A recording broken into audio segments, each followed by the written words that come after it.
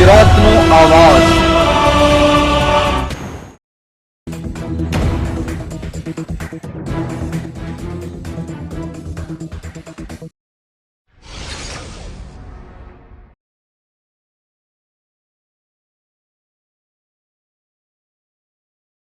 જન્મટીપની સજા દરમિયાન છેલ્લા 27 વર્ષથી ભાગી છૂટેલ નાસ્તો ફરતો આરોપી કાલોલ પોલીસે બોડીતરા ગામેથી ઝડપી પાડ્યો।